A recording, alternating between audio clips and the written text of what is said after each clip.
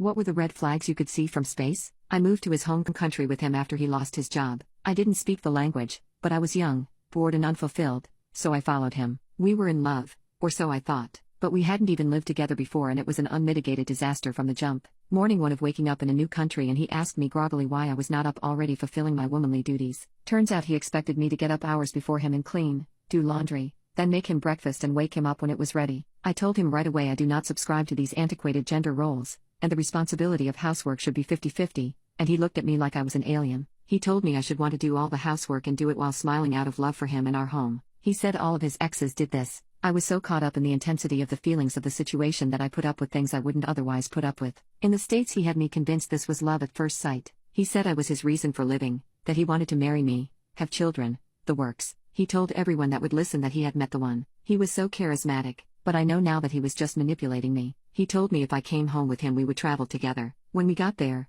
we never left the house unless it was for groceries or the gym. He wouldn't allow me to go out without him, saying it was dangerous for an American to go out alone. It wasn't long before he started to talk about starting a family. I told him I wanted to travel first, but he said that we could travel with the kids. Turns out he wanted at least 5 kids starting in the next 6 months, but that plan was put on hold when I caught thrush. At first he didn't believe me. My skin was covered in a red rash that in some areas were infected, and he told me that I had a mind virus that could be cured with positive thinking. When he caught it too we finally went to the hospital. I still couldn't communicate with the doctor, so he was in the room with me to translate. I was so humiliated. They gawked at the itching and burning patches on my bae. He knew I had body dysmorphia as a teen. When we first started dating he asked me a lot of questions about my past, and he would still always criticize my body. He told me I had bad posture. He would drive fingers into my back in the grocery store to get me to stand up straight. He told me my skin was pale and that I needed to spend an hour in the sun every day. He told me my hair was thin and bought me extensions, then looked at me funny if I didn't wear them all the time. At one point he decided that I was losing weight. He told me that he is not attracted to skinny women,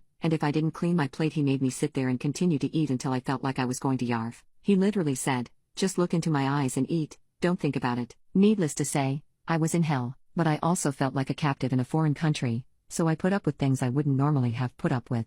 I still argued with him, and he would get extremely upset, slamming the door and disappearing for hours. He would return drunk and ask me if I was done being negative. Then he would demand intimacy and he would always be too rough. He told me that most women like it rough, so I went insane. I still never shouted at him once. Meanwhile, he shouted at me over the tiniest things. One time we were on a hike, after I begged, and I wore flip-flops, and he said that they made an annoying noise and made me walk barefoot through the dirt to the car. When I asked to stop at the pharmacy to get blister ointment he shouted at me for being a dramatic girl. Eventually he decided that he doesn't trust me and never has. He accused me of cheating on him. I told him that I have been cheated on, and would never do that to my partner, but he said that I moved with him so that I could meet another man. He started telling me that he's noticed a man following us, and he wants me, and that night he came into the bedroom with a hammer and locked the door, saying you never know who could try to get in. He wants to see my phone all the time. He asks me why I talk to my family so much. He told me that he is my family now. I hid in the bathroom to text them to avoid arguments. He said that in order for me to win his trust back I had to do everything he said. When his birthday came,